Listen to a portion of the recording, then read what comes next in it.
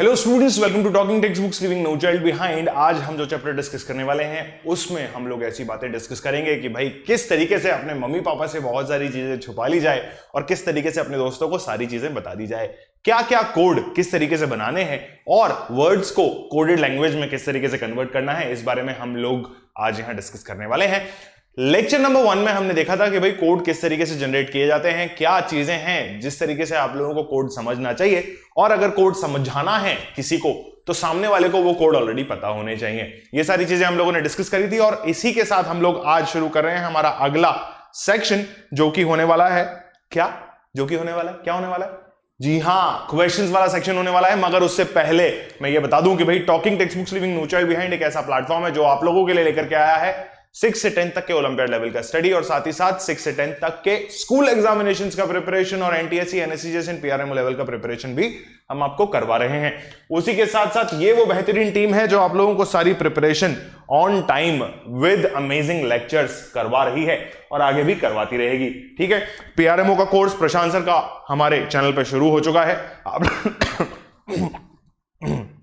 Sorry, ये मेरा थोड़ा सा ब्रीफ इंट्रोडक्शन, जहां पे लिखा हुआ है 6 साल का टीचिंग एक्सपीरियंस और साथ ही साथ mentor to the students of renowned institutes of Kota city. Telegram application अगर आप लोगों ने अभी तक डाउनलोड नहीं किया है तो बेटा प्लीज डाउनलोड कर लीजिएगा, क्योंकि टेलीग्राम एप्लीकेशन पे आप लोगों को देखने को मिलेगा हमारा सैंपल स्टडी मटेरियल। साफ साफ लिखा हुआ है, पूरा लिंक अगर यूज करते हो तो ब्राउज करना पड़ेगा। और अगर आप लोग टेलीग्राम एप्लीकेशन डाउनलोड कर चुके हैं तो TTB06 जो है उसको आप लिख करके टेलीग्राम पे सर्च कर सकते हैं। साथ ही साथ एक चीज और मैं आप लोगों को बता दूं कि टॉकिंग टेक्स्ट बुक्स का ऑफिशियल चैनल फाइनली टेलीग्राम पे आ गया है। ठीक है, तो क्या करना है, उस चैनल को ज्वाइन करने के लिए t.me/TTB कोटा आप लोगों को लिखना है। ठीक है, क्या लिखना है? TTB कोटा आप लोगों ने लिखना है और उस चैनल को ज्वाइन कर लो यार फटाफट से, ऐसा मेरा रिक्वेस्ट है, क्योंकि वहां हम बहुत सारे अच्छे अच्छे अपडेट्स आप लोगों के लिए लेकर के आने वाले हैं। ठीक है, सैंपल स्टडी मटेरियल देखने के बाद अगर आप लोगों का मन करता है, तीव्र इच्छा जागती है कि हमें ये सैंपल स्टडी मटेरियल अपना बनाना है, तो क्या करना है, ऑफिशियल वेबसाइट जो कि हमारी है कहलाती है www.talkingtextbooks.in, वहां जाइए, वहां जाकर के स्टडी मटेरियल सेक्शन में चले जाएं और वहां जाकर इन 2 टाइप्स के पैकेजेस में से कोई सा भी एक पैकेज आप चूज कर सकते हैं। जहां साफ साफ लिखा हुआ है भाई 9000 वाला पैकेज और 3500 वाला पैकेज में जो मेजर डिफरेंस है वो ये है कि 9000 वाले पैकेज में आप लोगों को मिलता है होमवर्क सबमिशन का फैसिलिटी और साथ ही साथ मिलता है कॉम्प्रिहेंसिव स्टडी मटेरियल का फैसिलिटी आप लोगों को। और उसके साथ अगर आप चाहते हो कि नहीं यार कॉम्प्रिहेंसिव स्टडी मटेरियल मेरे पास ऑलरेडी पड़ा हुआ है तो मुझे सिर्फ और सिर्फ एक टेस्टिंग सीरीज चाहिए, तो क्या करना है, 3500 वाली टेस्ट सीरीज ले लीजिए, बाय नाउ आइकन पे क्लिक कीजिए and then you will be redirected towards what, the price detailing section. The price detailing section says कि आप जैसे ही AK लाइव कोड यूज करते हो आप लोगों को मिलेगा 30% का डिस्काउंट। अगर कोई भी दुविधा, कोई परेशानी, कोई दिक्कत हो तो इस नंबर पे कॉल कीजिए, जो नंबर है 8209412937 और साथ ही साथ 1111 नंबर पे भी आप लोग कॉल कर सकते हैं। और उसके साथ बाय पैकेज पे क्लिक करते हुए क्रेडिट कार्ड, डेबिट कार्ड और नेट बैंकिंग तीनों में से जो यूज करना चाहो वो यूज करो और अपनी जिंदगी को सफल बना लो, क्योंकि हम आपकी मदद के लिए हमेशा मौजूद हैं, आप लोगों के साथ, आप लोगों के पास। ठीक है, आगे बढ़ते हैं। इस लेक्चर की शुरुआत करने से पहले कार्डिनल प्रॉमिस कर लेते हैं। कार्डिनल प्रॉमिस कहता है, I promise to listen to the complete lecture and make proper notes of it so that I can become a smart student. फटाफट से अपनी अपनी कॉपियों में जो है आई प्रॉमिस लिख लीजिए और आई प्रॉमिस लिखने के साथ ही अपनी जिंदगी को सफल बना लीजिए। ठीक है, आई प्रॉमिस आप लोग लिख चुके होंगे ऐसा मैं मान रहा हूं, और अगर लिखा नहीं होगा तो बोल्ड डेफिनेटली लिया होगा। साथ ही साथ आगे बात कर लेते हैं। आगे बात करते ही आप लोगों को यह पता चलेगा कि इंट्रोडक्टरी पार्ट में हम लोगों ने क्या क्या चीजें डिस्कस करी थी। ठीक है, कोडिंग डिकोडिंग के बारे में जाना था, द कार इज ब्रोकन के बारे में जाना था। एक बच्चा था जिसे कार इज ब्रोकन एग्जांपल समझ में नहीं आया था, तो बेटा वापस से बता दूं कि कुछ कोड्स हम लोग जनरेट करते हैं और उन कोड्स को जनरेट करने के बाद हम जो एक्चुअल सेंटेंस है उसको कन्वर्ट कर देते हैं। तो कोड यहां मैंने आप लोगों को कुछ जनरेट करके दिखाए थे, जिसमें ये नंबर कोडिंग थी, ये लेटर टू लेटर कोडिंग थी और ये सब्स्टिट्यूशन कोडिंग थी। ये तीनों टाइप के एग्जांपल्स मैंने आप लोगों को पहले भी बता दिए थे। फिर से यहां मैं लिख रहा हूं, दिस इज नंबर कोडिंग। ठीक है, जो कि सीनियर क्लासेस में आप लोगों के पास आती है। तो ये मेन सेंटेंस था। उसके बाद गुड़िया ने मुझे ये कहा था कि भाई सर मुझे समझ में आ गया है, कोई दिक्कत, कोई परेशानी, कोई दुविधा मुझे नहीं हो रही है। चलिए आगे बात करते हैं लेटर टू लेटर कोडिंग के कुछ एग्जांपल्स मैंने आप लोगों को समझाए थे, कुछ पैटर्न आप लोगों को बताया था कि किस तरीके से +-1 की कोडिंग करी गई है। उसके बाद सब्स्टिट्यूशन कोडिंग के अंदर मैंने कार को बैट कैट को नॉट लिख करके आप लोगों को कुछ समझाया था। और फिर आज हम शुरू कर रहे हैं मिस्टीरियस वर्ड्स का क्वेश्चंस वाला सेशन। नीली नीली स्क्रीन हो चुकी है, सफेद सफेद इंक से लिखा हुआ है L2। ठीक है, तो शुरुआत करते हैं हमारे आज के लेक्चर की विद द फर्स्ट। अच्छा, ओ इंक सेलेक्ट कर रखी है सर, ये लीजिए। आज के लेक्चर में हम जो पढ़ने वाले हैं ना बेटा, वो ये है, क्या है, मैक्सिमम चीजें सेम है, बट जो बेसिक चीज है वो ये है कि आप लोगों को आज के लेक्चर के बाद पता चल जाएगा कि किस तरीके से यहां आए हुए क्वेश्चंस को सॉल्व किया जाता है। ठीक है, तो यहां पर आए हुए क्वेश्चंस को सॉल्व करने का तरीका हम डेफिनेटली यहां सीखने वाले हैं, मगर उससे पहले प्री रिक्विजिट्स हैं alphabets, word meanings and idea of numbers. और उसी के साथ शुरू करते हैं हमारा पहला सवाल आप लोगों की कंप्यूटर स्क्रीन के ऊपर। फटाफट से देख लो यार, क्वेश्चन कहता है इन अ सर्टेन लैंग्वेज। ये स्पेलिंग गलत लिखी हुई है क्या? चलो ठीक है, इसी स्पेलिंग से सॉल्व करेंगे। पता नहीं, रस्टिकेट स्पेलिंग गलत लिख दी शायद, पर ठीक है, कोई दिक्कत नहीं है, कोड हम मैच कर लेंगे। मेरे हिसाब से स्पेलिंग गलत नहीं है, बट ठीक है, चलो कोई बात नहीं। Rusticate is written as QTTWIDBSD। How should we write statistic? Statistic एक वर्ड है जो कि मैथमेटिक्स में आप लोगों को बहुत सुनने को मिलेगा।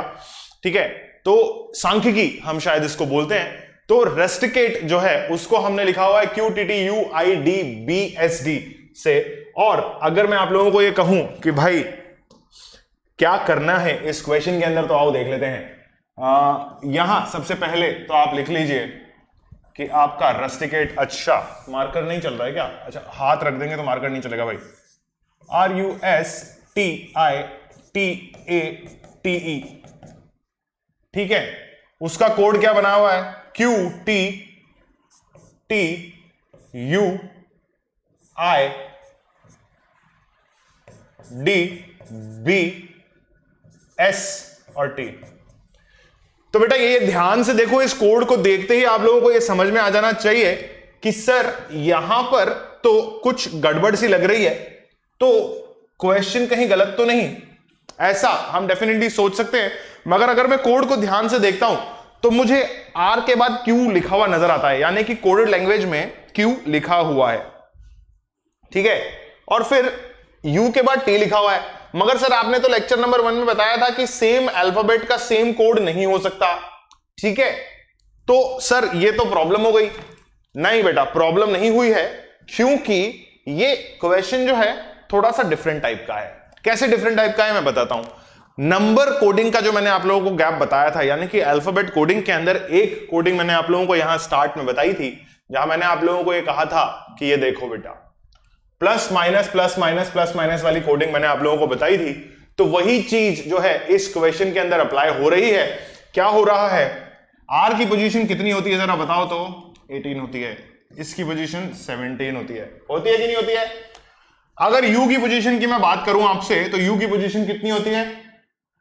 जल्दी बताओ। 21 होती है। T की पोजीशन 20 होती है। ठीक है, S की पोजीशन 19 होती है और यहां पर 20 होती है। कूल, क्या ये समझ में आ रहा है? T की पोजीशन 20 होती है और U की पोजीशन 21 होती है। हमें जो चीज देखनी है वो क्या देखनी है, यहां देखो ध्यान से, बड़ा छोटा, यानी कि -1 हो रखा है। 21 में से 20 -1 हो रखा है, +1 हो रखा है, फिर क्या हो रखा है? फिर से +1 हो रखा है। आगे देखो, I की पोजीशन 9 और I की पोजीशन 9, ये एज इट इज सेम लिखा हुआ है। C की पोजीशन कितनी है? C में +1 करके D लिखा हुआ है और A में +1 करके B लिखा हुआ है। तो T में -1 कर रखा है और E एज इट इज लिखा हुआ है। समझ गए? E एज इट इज लिखा हुआ है, कॉपी हो रखा है। E की पोजीशन 5 और E की पोजीशन 5। अब समझ में आया कि नहीं आया? समझ में आया कि नहीं आया क्वेश्चन? भाई फटाफट से बता दो। देख लिया क्या कोडिंग हो रखी है, किस पैटर्न में कोडिंग कर रखी है? समझ में आ गया होगा ऐसा मैं मान रहा हूं। और उसी के साथ देख लो आप, -1 -1 +1 एज इट इज, +1 -1 -1 -1। ठीक यार, E ओहो, ये देखो एक गड़बड़ हो गई ना हमसे एक गड़बड़ हो गई, हमें माफी दे दो। ये ई जो है ये -1 है और ये डी है बेटा, सो दिस इज -1। तो क्या कोडिंग दिख रही है? -1 -1 +1 +1, ये एज इट इज यानी कि सेम, और फिर +1 -1। ठीक है, ये वाला जो वर्ड है क्या है? स्टैटिस्टिक्स। इसको यहां लिख लीजिए, STATISTIC, यही है स्टैटिस्टिक। ठीक, अब क्या करना है, यहां पे भी यही कोड लगा दीजिए, -1 -1 +1 +1 I as it is +1 +1 -1 -1। ठीक, तो अगर +1 +1 करते हैं तो ये आया T, -1 करते हैं तो आया S, A में +1 करते हो तो B, T में +1 करते हो तो फटाफट से बता दो U, फिर I as it is, और उसके बाद S के बाद T, T के बाद U, I में -1 करोगे तो कितना आएगा? I की पोजीशन कितनी होती है? 9, 8th पोजीशन पे H होता है, और C में -1 करोगे तो B आएगा। तो TSBUI TUHB, एक अकेला ऑप्शन और एक अकेला आंसर। समझ गए मेरे दोस्त? समझ गए कि नहीं समझे यार? एक सेकंड,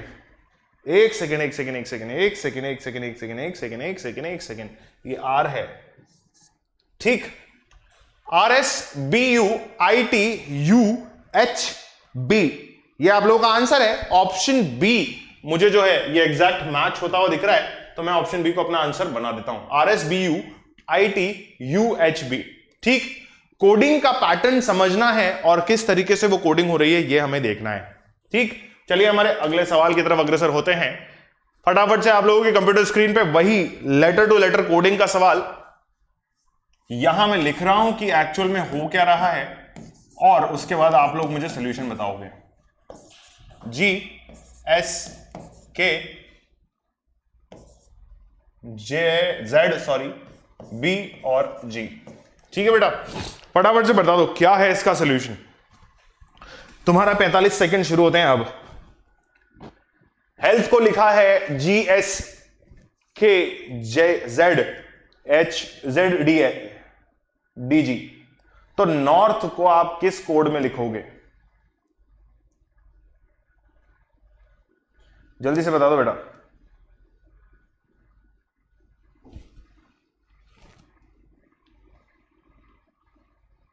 जल्दी से बता दो बेटा।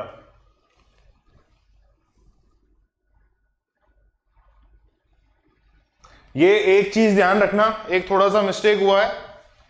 थोड़ा सा मिस्टेक क्या हुआ है? ये जो है नॉर्थ है बेटा। ठीक, नॉर्थ का मतलब डायरेक्शन वाला नॉर्थ है, NORTH, नॉर्थ। जल्दी वेट कर रहा हूं मैं।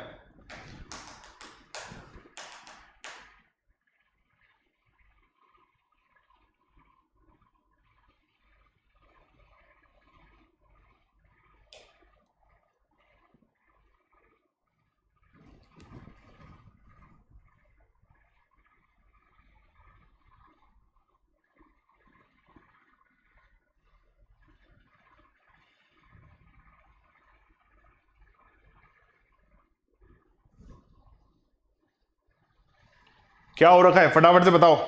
अच्छा क्वेश्चन है ये।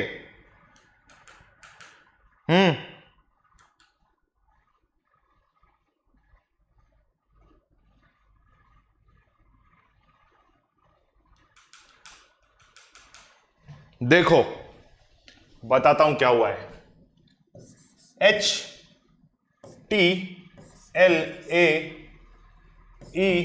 और H, क्या लिखा है ये मैंने? HEALTH। हेल्थ को मैंने उल्टा लिख दिया है, रिवर्स कर दिया है। और अब अगर मैं आपसे कहूं कि भाई साहब इसके कोड को जनरेट करो, तो आप क्या इसके कोड को जनरेट कर पाएंगे? बिल्कुल कर पाएंगे सर। GS,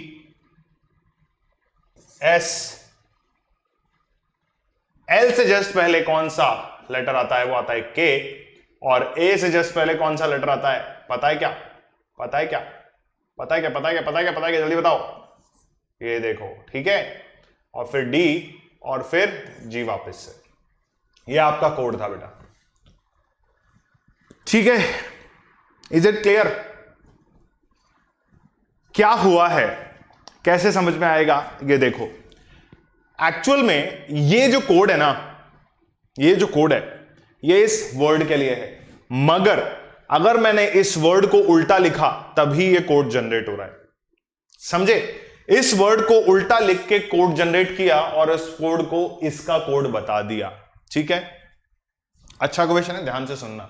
इसको उल्टा लिखा, ये उल्टा लिख दिया, कोड जनरेट किया -1 के हिसाब से। कैसे? -1 के हिसाब से। -1 अगर आप यहां करते हो पोजीशन में, तो h की पोजीशन 8, ये 7, यहां पर 20, ये 19, ये 12, ये 11, ये 1, ये 26। उल्टा चल रहे हैं ना, ये 5, ये 4 और ये 8, ये 7 वापस से। ठीक है बेटा, क्लियर है? क्लियर है कि नहीं है? मेरे हिसाब से क्लियर होना चाहिए। तो क्या किया, इसको उल्टा करके इसका कोड जनरेट कर दिया -1 में। तो अब यहां पे आप क्या करोगे, नॉर्थ जो है, क्या है नॉर्थ जो है, पहले तो उसको लिखोगे उल्टा, HTRON, ठीक है। NORTH को उल्टा लिखा आपने, HTRON, और उसके बाद -1 वाले कोड जनरेट कर दिए। -1 कैसे? -1 करोगे तो G, -1 करोगे तो S, फिर बताओ R से पहले क्या आता है? Q, O से जस्ट पहले O 15th है, 14th पे कौन होता है? M, N से जस्ट पहले, N से जस्ट पहले, सॉरी यहां पर N आएगा बेटा, NO और M, ठीक।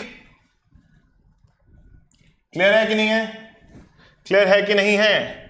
क्या हुआ, R से जस्ट पहले Q और O से जस्ट पहले N, ठीक।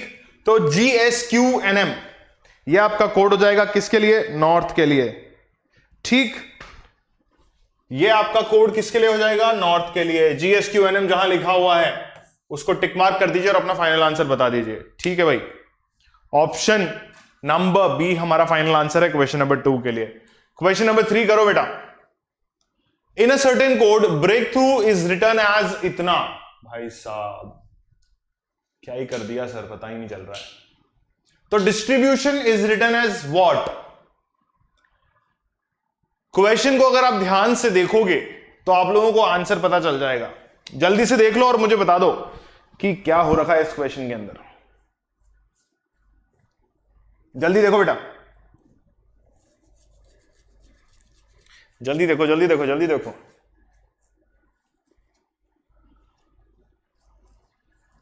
समझ में आ रहा है क्या? Last 15 seconds.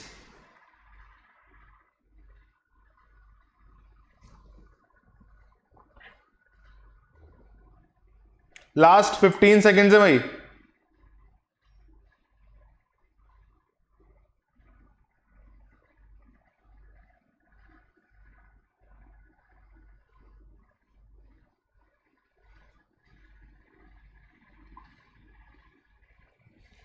चलिए, नहीं आया समझ में, मैं बताता हूं।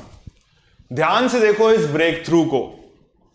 किसको देखोगे? ब्रेक थ्रू को ध्यान से देखो और क्या करो, ऐसे पेयर्स बना लो बेटा। क्यों बनवा रहा हूं ये बताता हूं।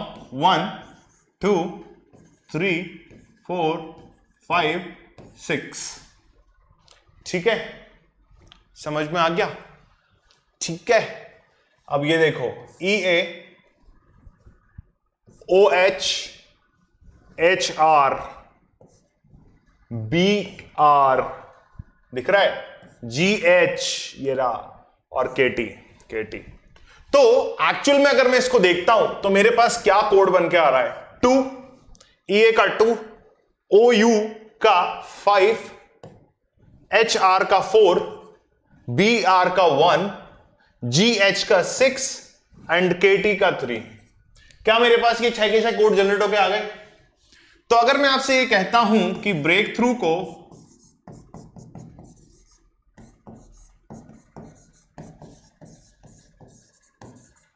मैंने 254163 लिख दिया है, तो क्या मैं गलत कह रहा हूं?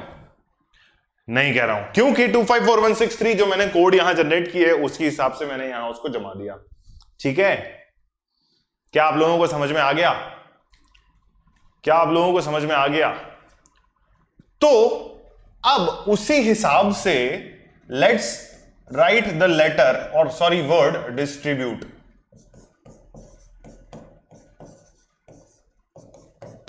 ये डिस्ट्रीब्यूशन हमने लिख दिया, इनको भी यही करो। क्या हुआ? 1 2 3 4 5 एंड 6। अब इसको भी मुझे 254163 में जमाना है। ठीक है, क्योंकि मैंने क्वेश्चंस में हमेशा यह चीज देखी है कि अगर मेरा एक वर्ड किसी एक कोड पे जनरेट हुआ है तो मेरा दूसरा वर्ड भी उसी कोड के बेसिस पे जनरेट होगा। ऐसा है? अगर ऐसा है तो मेरे दोस्त 254163 को फटाफट से जमा दो। ये लो भाई, तो आप लिखोगे STBUD 254 था भाई, सॉरी मेरी गलती। इरेजर कहां है? इरेजर ये रहा सर बोर्ड पे। चलिए चलो आ जाओ। क्या हुआ? 2 यानी कि ST, 5 यानी कि TI, 4 यानी कि BU आ गया, BU ST TI BU 2541 है भाई, DI। और उसके बाद क्या आना है फटाफट से बता दो? 6 आना है ON और 3 आना है इधर से RI। क्या ये सही है? फटाफट से देख के बताओ, ऑप्शन सही है क्या भाई? ऑप्शन में दिख रहा है क्या भाई? अगर ऑप्शन में दिख रहा है तो कोई दिक्कत नहीं है। STTIBUDIONRI भाई साहब, ऑप्शन दिख गया। ऑप्शन सी तुम लोग का आंसर है, ऑप्शन सी तुम लोग का फाइनल आंसर है। तो मार्क कर दो ऑप्शन सी को और कह दो कि सर हमारा एक और क्वेश्चन सॉल्व हो गया है। मजा आ रहा ना? मजा आ रहा है कि नहीं आ रहा है? क्योंकि मजा आ रहा होगा डेफिनेटली। आप लोगों को इंट्रोडक्शन पार्ट में मजा आया था, तो यहां पे तो और भी ज्यादा मजा आ रहा होगा। यार क्वेश्चन को देखो, पता है क्या, अच्छे लेवल के क्वेश्चन है, मजा आना चाहिए, और ओलंपियाड लेवल में और भी ज्यादा मजा आएगा, क्योंकि इससे भी डिफिकल्ट लेवल के क्वेश्चंस में आप लोगों के ओलंपियाड लेवल में लेकर के आने वाला हूं, और हम करेंगे ओलंपियाड्स को क्रैक। ऐसा मैं आप लोगों को बार बार कह रहा हूं। ठीक है, तो बेटा अगर इस क्वेश्चन में मजा आया तो लाइक ठोक दो भाई, फटाफट से लाइक ठोक दो इस वीडियो को। अगर इस क्वेश्चन में मजा आया तो वीडियो पे लाइक ठोक दो, फटाफट से लाइक ठोक दो बेटा। ठीक है, चलिए फटाफट से लाइक ठोक ही दिया होगा आप लोगों ने, मैं ऐसा मान रहा हूं। और उसके बाद हम चल रहे हैं हमारे अगले सवाल की तरफ। चौथे नंबर का सवाल हमारी कंप्यूटर स्क्रीन पर कुछ इस प्रकार है। In a certain code beat is written as इतना, then what will be the code of mild. भाई बीट अगर ऐसे लिखा हुआ है तो माइल्ड का कोड क्या होगा, ऐसा हमसे पूछा गया है। ठीक है, क्या करना है, क्या करना है, बीट जो है ना उसको लिख लो पहले, तो बीट लिख लो और उसको लिख दो वाई वी, हटो ना सर, YVJG। ठीक है, अब फिर यहां आ जाओ, माइल्ड को लिख लो और माइल्ड का कोड जनरेट करना है अब अपने को। फटाफट से देख करके बताओ यार कि क्या ट्रिक लगी हुई है, बीट का कोड जो जनरेट हुआ है उसमें क्या ट्रिक लगी हुई है। ठीक है, फटाफट से देख करके बताओ कि बीट में जो कोड जनरेट हुआ है उसमें क्या ट्रिक लगी हुई है।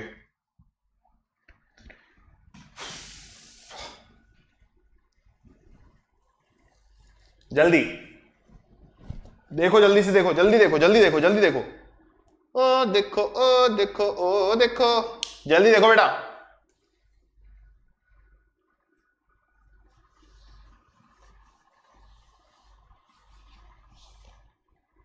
जल्दी देखो, जल्दी देखो, जल्दी देखो।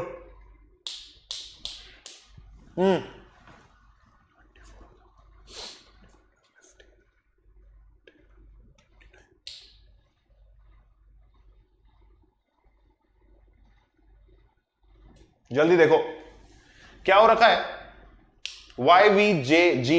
यार कुछ ऑर्डर समझ में आ रहा है क्या?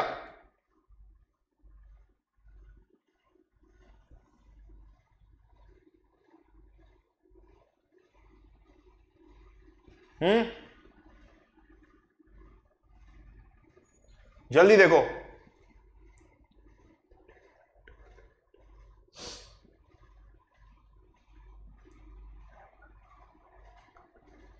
जल्दी, नहीं पता चला ना? अब मैं बताता हूं, देखो क्या हो रहा है। इनकी पोजीशन बताओ जरा मुझे। फर्स्ट होती है या 2 होती है? 2 होती है। ये 5 होती है सर, ये 1 होती है और ये 20th होती है। ठीक है, कैसे? चैप्टर नंबर 1 याद करो बेटा। चैप्टर नंबर 1 के अंदर मैंने आप लोगों को बताया था कि एक तो होती है एक्चुअल अल्फाबेटिकल सीरीज और एक होती है रिवर्स अल्फाबेटिकल सीरीज। तो वही चीज यहां पे आ रही है, इसीलिए मैं लेक्चर 1 ऑफ चैप्टर नंबर 1 में बार बार कह रहा था कि बेटा अल्फाबेटिकल सीरीज याद कर लो, पोजीशन याद कर लो, क्योंकि अगर याद करोगे तो ऐसे क्वेश्चंस आप लोगों के लिए चुटकी बजाते ही सॉल्व हो जाएंगे। देखो क्या हो रहा है। 2 5 1 20 ये है actual position of the actual alphabetical series. अब अगर मैं आप लोगों से बात करूं, ये क्या लिखा हुआ है, तो y कहां आता है? याद है क्या? पीछे से सेकंड। v कहां आता है? पीछे से फिफ्थ। z कहां आता है? फर्स्ट, पीछे से। और g कहां आता है? 20th पोजीशन पे, पीछे से। अब समझ में आ रहा है? समझ में आ रहा है कि नहीं आ रहा है? जल्दी बताओ बेटा, समझ में आ गया ना? तो उसी हिसाब से अगर मैं आप लोगों से ये कह दूं कि एक्चुअल में माइल्ड की पोजीशन भी पता कर लोगे आप, तो आप लोगों को पता चल जाएगा कि कहां पर जो है हम दिक्कत कर रहे थे। ठीक है, तो माइल्ड की जो पोजीशन है वो कैसे आप लोग देखोगे, तो माइल्ड की पोजीशन एग्जैक्टली यहां होती है 13, आई होता है 9th, एल की पोजीशन बताओगे तो 12 होगा और डी की पोजीशन बताओगे तो 4 होगा। ठीक है कि नहीं है? अब देखो, इसको सॉल्व करने के 2 तरीके। एक तरीका तो ये कि मुझे अल्फाबेटिकल सीरीज रिवर्स ऑर्डर में भी याद हो, तो मैं इसको फटाफट से कोड करके लिख दूंगा, विच इज व्हाट। ठीक है, कैसे मैंने किया ये कि भाई 13th position, 9th position, 12th position और ये होती है हमारी 4th पोजीशन। ऐसा मुझे याद है। क्यों? क्योंकि मुझे याद है कि रिवर्स अल्फाबेटिकल सीरीज में यही ऑर्डर एग्जैक्टली होता है। NROW का जो ऑर्डर है वो 13, 9 और 12 और 4 के हिसाब से होता है। तो मैंने आप लोगों को यह कह दिया कि भाई आप लोगों का ऑप्शन जो है डी आंसर हो जाएगा। इसको सॉल्व करने का दूसरा तरीका एक और है मेरे पास, जो कि है शॉर्ट ट्रिक। और शॉर्ट ट्रिक को आओ देख लेते हैं। आपको अगर पीछे से चलना पड़े, ठीक है, अगर मैं इसको 1 देता हूं तो ये डेफिनेटली 4th पोजीशन होगी ना, क्योंकि ये 3 है और ये 2 है। तो ये 4th अगर है तो मुझे ये पता चल गया कि भाई ये 4 है, तो दैट मींस या तो मेरा आंसर ये होगा या मेरा आंसर ये होगा। तो ये तो कैंसिल और ये भी कैंसिल। ये हुआ 50-50, है ना? फ्लिप योर क्वेश्चन नहीं हुआ, ये हुआ 50-50। ठीक है, तो 4 मुझे पता चल गया।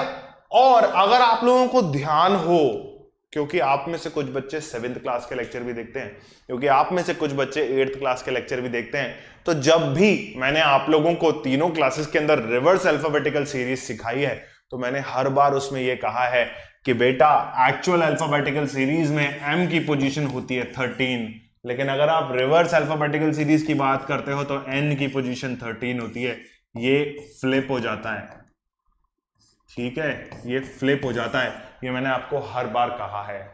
तो अगर वो भी याद होगा ना, तो उससे आप लोगों का ये आंसर निकल के बाहर आ जाएगा और आप इसी को टिक करोगे। आर और ओ की पोजीशन को चेक करने की आवश्यकता ही नहीं है, जरूरत ही नहीं है बिल्कुल भी।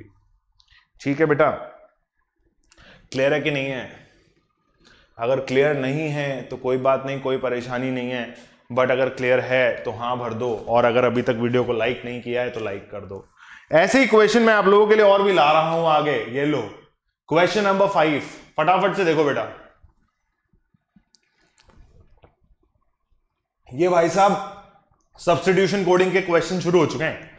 5वां सवाल आप लोगों की कंप्यूटर स्क्रीन पे। Cook is called butler, butler is called manager, manager is called teacher, teacher is called clerk and clerk is called principal. तो भाई साहब हु टीचर्स? भाई एक्चुअल में तो टीचर ही पढ़ाएगा, बट क्वेश्चन के हिसाब से कौन पढ़ा रहा है ये हमें बताना है। तो आओ देख लेते हैं क्या हो रहा है। कुक जो है उसको हम कह रहे हैं बटलर, ठीक है। बटलर जो है उसको हम कह रहे हैं मैनेजर। ऐसा करो, एक ही आगे एक के आगे एक के आगे लिखते जाओ। अच्छा ये लो, बटलर को हम कह रहे हैं मैनेजर, ठीक। मैनेजर को भाई साहब आप क्या कह रहे हो, टीचर कह रहे हो। टीचर को आप क्या कह रहे हो, क्लर्क कह रहे हो। और क्लर्क भैया को आप कह रहे हो प्रिंसिपल। सर बिल्कुल ही कल्याण ही कर दिया इन्होंने। तो क्या हो रहा है, टीचर एक्चुअल में पढ़ाता है, एक्चुअल में टीचर पढ़ाता है, मगर टीचर को हम क्या कह रहे हैं, क्लर्क कह रहे हैं। तो अगर टीचर को हम क्लर्क कह रहे हैं तो भाई साहब मेरा जवाब मुझे मिल गया, और मेरे जवाब से मिलते ही मुझे यह पता चल गया कि एक्चुअल में जो क्लर्क भैया हैं वही हमारे टीचर हैं। कैसे पता चला भाई, मैनेजर को हम कह रहे हैं टीचर, यहां तक तो ठीक है। ये जो पार्ट है ना ये तो देखना ही नहीं है हमें। हमसे पूछा क्या गया है, हमसे पूछा है हु टीचेस, ठीक है।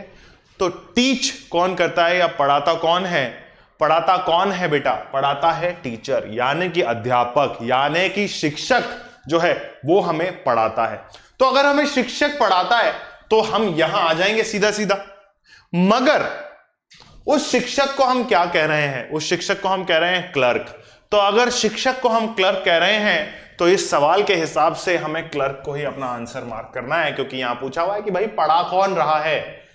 इसको समझने के दो तरीके। पहला तो मैंने आप लोगों को बता दिया कि इसको जो कह रहे हैं उसको आंसर मार्क कर दो, इजी वे। एक और इजी वे बता देता हूं। मान लो यहां टीचर होता और यहां लिखा होता, ठीक है। अगर यहां पर आकाश लिखा हुआ होता और यह कहा होता कि टीचर को हम आकाश कह रहे हैं, या फिर यहां पे भी आकाश ही लिखा हुआ होता, ठीक है। तो ये क्या होता कि भाई टीचर जो, सॉरी यहां पे आकाश लिखा होता तो वहां पे भी आकाश ही लिखा होगा डेफिनेटली, ठीक है। सही है, चलो सही कर दिया मैंने वो भी। तो क्या होगा कि टीचर का नाम क्या है, आकाश है। तो यहां टीचर को हम आकाश अगर बुलाते हैं तो हमें पढ़ा कौन रहा है, हमें पढ़ा कौन रहा है, हमें पढ़ा कौन रहा है। यहां क्या लिखा है, समझ गए कि नहीं समझे, समझ गए, मुझे ऐसा पता चल गया है। तो मतलब क्या हुआ, अब आपको क्वेश्चन समझ में आ गया होगा कि एक्चुअल में ये टीचर जो है ना, इसका नाम जो है वो क्लर्क है। क्या है, टीचर का नाम जो है वो क्लर्क है। समझ गए, टीचर का नाम क्या है, क्लर्क है। टीचर का नाम क्या है, क्लर्क है। समझे कि नहीं समझे, समझे कि नहीं समझे, समझे कि नहीं समझे, कोई बात नहीं, अगले सवाल में समझ लेंगे, ठीक। आइए अगला सवाल देख लेते हैं बेटा, फटाफट से मार्क कर लो ऑप्शन डी और चलो हमारे छठे सवाल की तरफ। If diamond is called gold, gold is called silver, ठीक है साहब। और फिर silver is called Ruby and Ruby is called emerald. सारे बेशकीमती पत्थरों के नाम यहां इस क्वेश्चन में लिख दिए गए हैं। तो इनमें से कोई भी चुरा के मत लेके जाना बेटा, क्योंकि चोरी करना पाप है, नदी किनारे सांप है। चलिए आगे बात करते हैं हमारे अगले सवाल की, जो कहता है कि भाई डायमंड जो है उसको हम गोल्ड कह रहे हैं। मुझे कोई दिक्कत नहीं है, गोल्ड को हम सिल्वर कह देते हैं, सिल्वर को हम जो है रूबी कह देते हैं, और रूबी को हम जो है एमरल्ड कह देते हैं। हमें कोई दिक्कत नहीं है सर, पर एक्चुअल में इस क्वेश्चन में करना क्या है, डायमंड को जो है हम कह देते हैं गोल्ड, गोल्ड को हम कह देते हैं सिल्वर, कुछ भी करवा रहे हैं क्वेश्चन वाले, ऐसे थोड़ी होता है। रूबी, रूबी को हम कह देते हैं एमरल्ड, ठीक है बेटा। तो अगर एमरल्ड आप कह रहे हो तो आपसे कहा गया है कि which is the cheapest jewel. भाई साहब अजीब सा ही क्वेश्चन पूछ लिया, अजीब सा ही क्वेश्चन पूछ लिया। अब इसके लिए तो हमें जो है पता होना चाहिए कि कौन सा सबसे सस्ता है। भाई डायमंड की कॉस्टिंग अगर मैं बात करता हूं आपसे तो बहुत अच्छी खासी कॉस्टिंग डायमंड की बैठती है।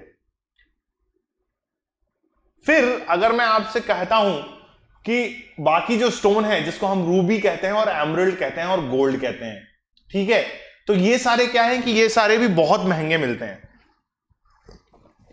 ठीक है बेटा।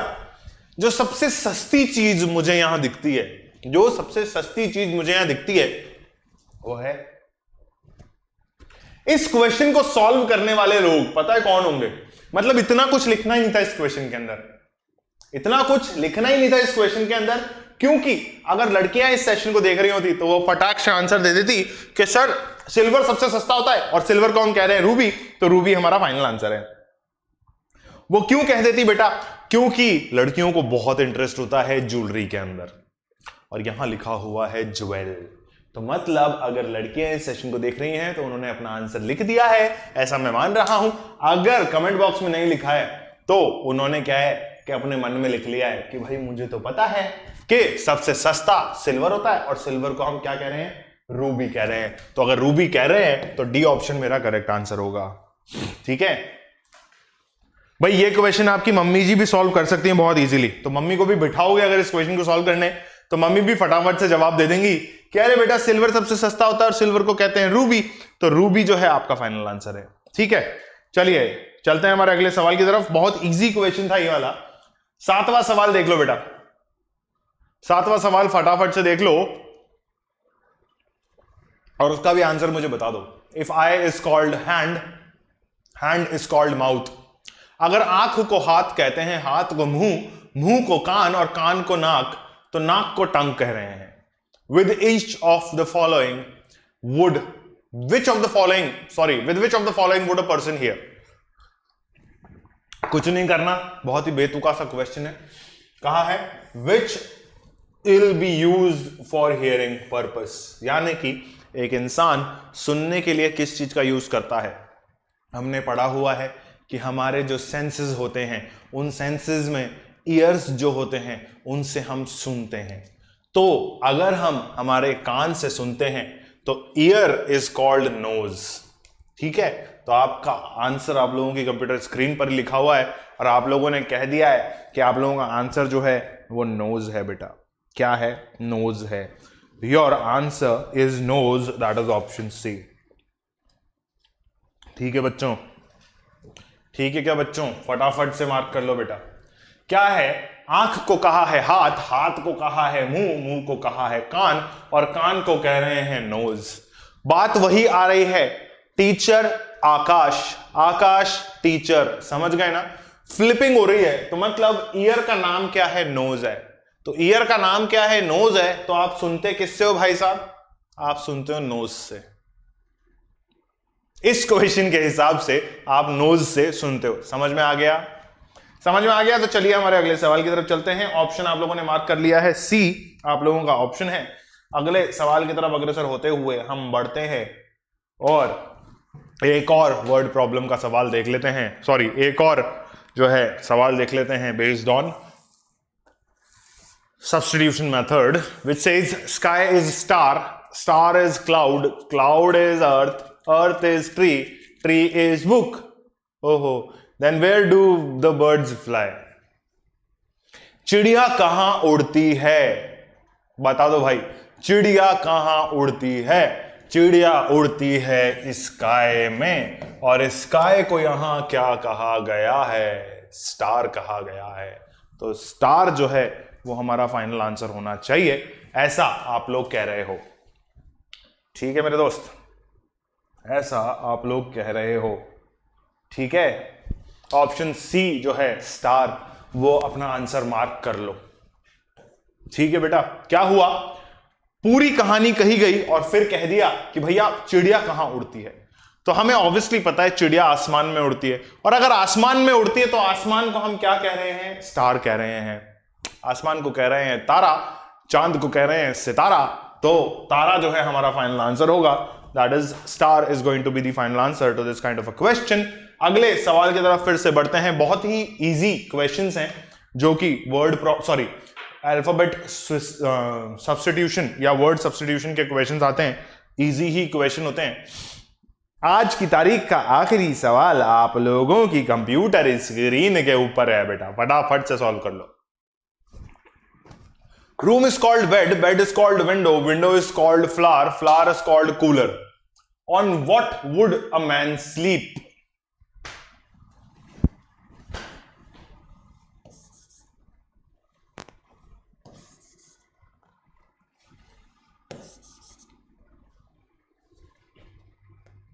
कुछ बोलने की जरूरत ही नहीं थी मुझे। आप लोगों को अच्छी तरह पता है कि आप लोग कहां सोते हैं, बिस्तर पे यानी कि बेड पे सोते हैं, और बेड को यहां पर क्या कहा गया है, विंडो कहा गया है। तो आज से तुम खिड़की पे सोओगे, आज से तुम खिड़की पे सोओगे, ऐसा मैं कह देता हूं, क्योंकि इस क्वेश्चन में कहा है और तुमने खुद कहा है कि भैया हम विंडो पे सोते हैं। तो अगर विंडो पे सोते हो तो बेटा खिड़की पे ही सोना, बेड पे मत सोना, बेड का खर्चा मत कराना, आज के बाद सिर्फ खिड़की बनवाओ, खिड़की पे सो जाओ। ठीक है, समझ गए? समझ गए कि नहीं समझे?